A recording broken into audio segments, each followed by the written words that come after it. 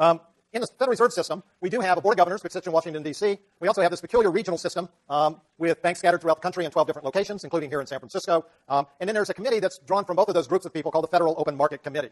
Now, the Federal Open Market Committee itself has only been around since 1936, so it was not originally part of the Federal Reserve Act, and it is the primary monetary policy decision-making body. So you can read about all this. Okay, we've talked about all that. Okay.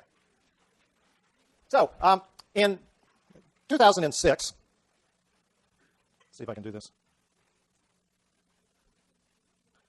Okay, in 2006, Alan Greenspan retired.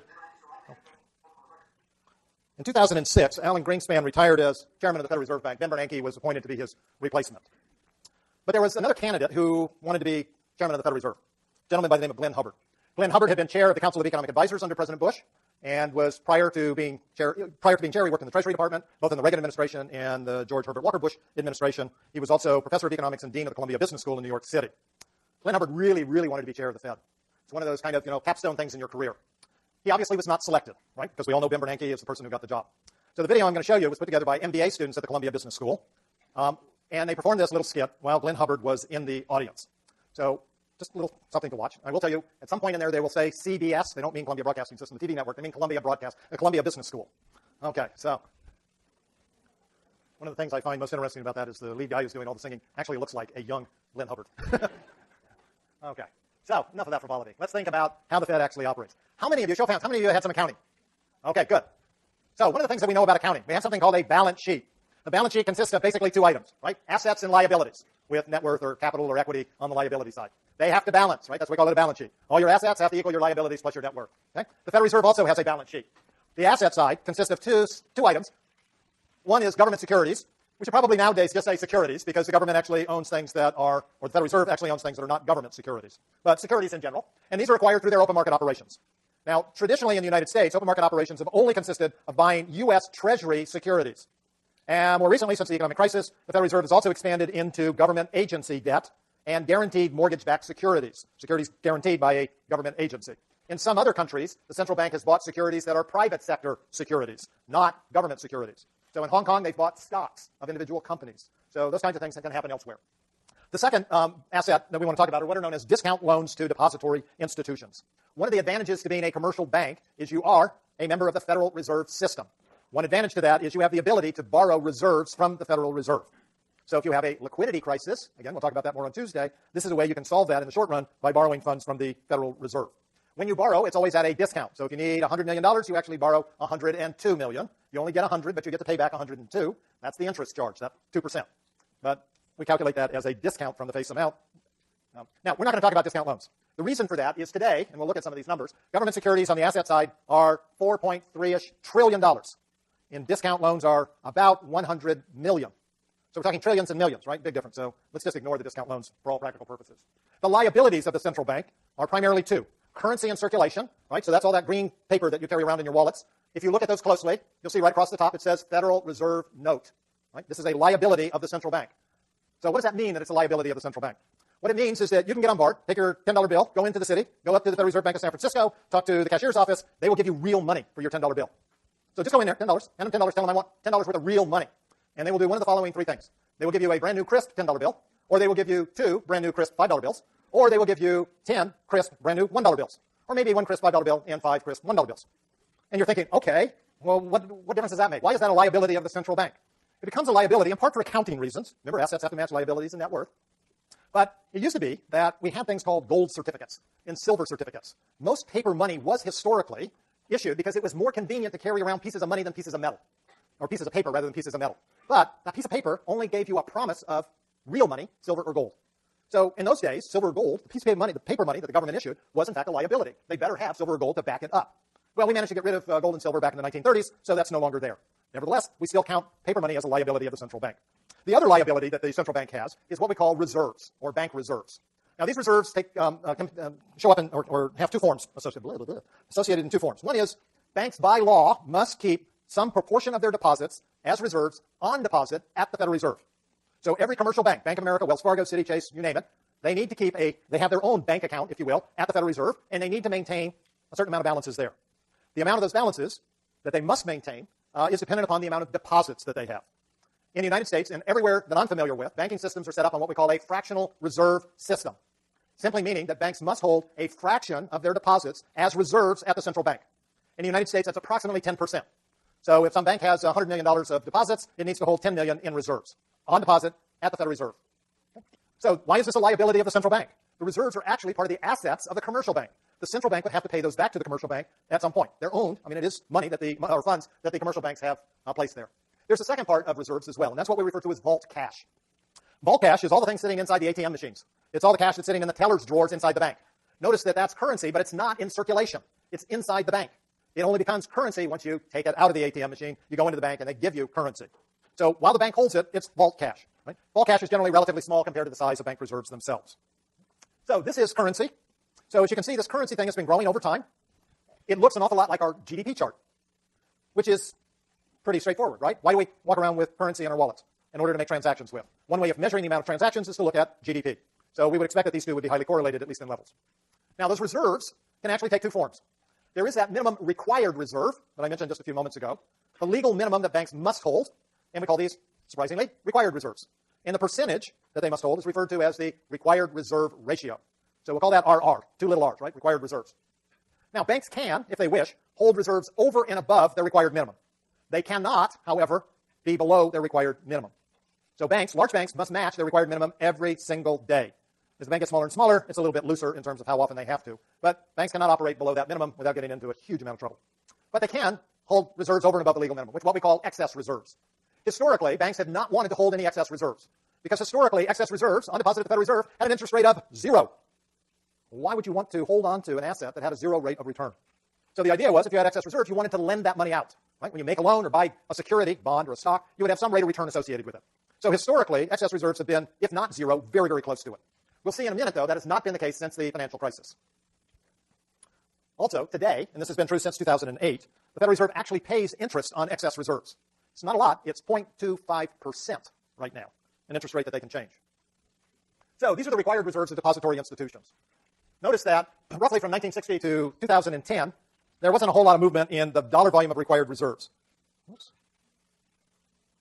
We had an increase here and then kind of a slightly declining trend there. This was primarily due to financial deregulation, but you can see that since the financial crisis hit with a vengeance, that we've had a huge increase in required reserves. Now, what this also tells you, since there has been no change in the required reserve ratio, that all of this increase is because we've had a huge increase in deposits.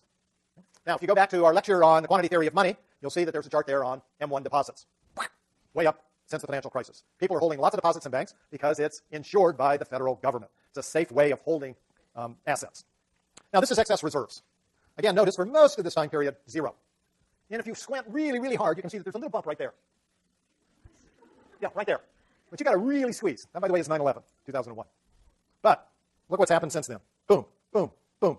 Excess reserves have jumped dramatically. I'll have to ask why, and we'll get to that in just a minute. So this is what the balance sheet looks like, right? We've got securities and loans on the asset side, currency and circulation, and reserves on the liability side.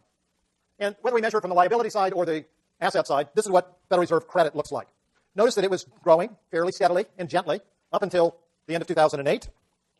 Big jump here, another big jump here. So Federal Reserve is clearly adding credit to the financial system. Now we have to ask ourselves, how do they actually go about doing it? How is it that the central bank actually creates money? And when we talk about open market operations, what we said is that the central bank buys usually securities from the public, government securities from the public. So it's buying real assets. Now remember, when it does that, the central bank still has to pay for it. And the way that they pay for it is to create an electronic credit in the seller's bank account, right? Out of thin air. It's just electronics. You sell $100 million worth of securities to the Federal Reserve, all of a sudden you'll see your bank deposit balance go up by $100 million. So your deposit has just gone up. Guess what? You have more money. Right? Your deposit account is part of what we count in the money supply. So this open market operation then increases money right away. Now it also, by the way, increases the reserves in the banking system. Before the bank has an opportunity to do anything, not only has your deposit gone up by $100 million, but the bank's reserves have also gone up by $100 million. Now, once those reserves go up by $100 million, the monetary base has changed. The monetary base is what the central bank actually controls, right, through open market operations. The monetary base, as the name implies, base, right? On a base, what do? You build on top of a base. So the money supply or monetary system is going to be built on top of this monetary base. That also implies that the monetary system or the money supply will be greater than the size of the base, right? It's the base plus everything that you build on top of it. So on occasions, the monetary base will be called high-powered money. And this is the monetary base. Again, notice how much it looks like Federal Reserve credit. that slow, steady climb up to 2008, and then these three big jumps since then. So let's think about the monetary base. The monetary base is the liability side of the central bank's balance sheet. What we saw was that that was currency plus reserves. Currency plus currency in circulation. So this has nothing to do with currency inside the Federal Reserve. This has nothing to do with currency sitting in the vaults of commercial banks. It's the amount of currency that you and I are carrying around and that's being actively circulated to facilitate transactions in the economy. The vault cash is part of reserves. Okay? So that's where the monetary base comes about. Again, we change that through open market operations. So here's a very simple example. Suppose the Fed buys $100 million worth of government securities. If we look at the private sector in the banking system, what we see is their ownership of securities goes down by $100 million, and their deposits and reserves go up by $100 million. It's simply an asset mix change.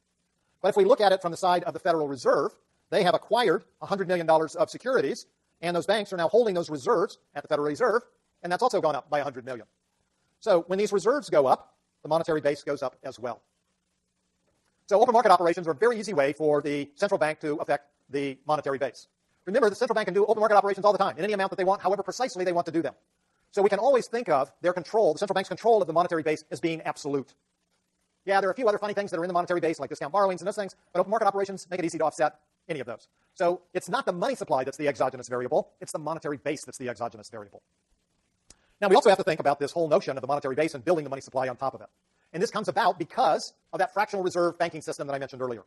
So when the Federal Reserve has done this $100 million buying of government securities, the owner of those securities, the previous owner of those securities, now sees their deposit account go up by $100 million. And the bank now has $100 million in reserves. Fractional reserve, if it's a 10% requirement, that means the bank must hold $10 million as required reserves. But it now also has $90 million in excess reserves. Not wanting to hold excess reserves, it would lend those excess reserves out. Right? Make loans to businesses, to individuals who want to buy a house or expand their business or whatever it might be. Or they can buy government securities or other types of securities with it as well. But they acquire some sort of interest-earning asset. If you've ever borrowed from a bank, one of the things that you'll find is when you go in and you want to borrow money to buy a house, besides filling out tons and tons of paperwork, when they actually fund the loan, they put the money in your checking account. And now all of a sudden, you've just borrowed, or a bunch of people have just borrowed $90 million. But notice that the seller of the government security still has $100 million in their bank account. So now we got $100 million, plus we got another $90 million. So the money supply has just increased by $190 million from this $100 million open market operation. But the people who borrowed the $90 million presumably borrowed it to spend, right? So they spend it, that goes somewhere else. Now somebody else has that $90 million. They put it in their bank account. It's there. So we still have $100 million. We still have $90 million in the second round. The bank that the 90 was deposited in needs to hold 10% as required reserves, $9 million. Now they have excess reserves of $81 million. Well, they don't want to sit on $81 million earning zero. So they're going to lend that out. When they lend that out, it ends up in somebody's bank account. Right? So we get this, what we call multiple expansion of the money supply. The multiple expansion of the money supply. In order for that to happen, you must have a fractional reserve banking system. And in order to have that, you need to have a required reserve ratio of less than 1. How much expansion you get is dependent upon what that reserve requirement ratio is, because that tells us something about how much excess reserves banks will have for any given deposit, and therefore the types of loans that they can make. Now, there's another way to think about how big the money supply can be relative to the monetary base, and that's by looking at something that's known as the money multiplier. So the money multiplier just shows us the relationship between the money supply and the monetary base, where the money supply is equal to the money multiplier times the base, or it's the ratio of the money supply to the monetary base, or it's the change in the money supply and the change in the monetary base. So all of those things are basically telling us the same thing. What we want to know is, what is that money multiplier? How big a change do we get in the money supply for a given change in the monetary base? That's what we would like to know. In order to examine this, we need to start with 3 ratios. So we're basically going to say the amount of currency that we hold is dependent upon the size of our deposits. So whatever my deposit is, my demand deposit, the size of my checking account, then I want to hold some fraction of that, well, not necessarily a fraction, I want to hold some proportion of that in the form of currency. So if I've got $100 in my checking account and I like to walk around with $100, the currency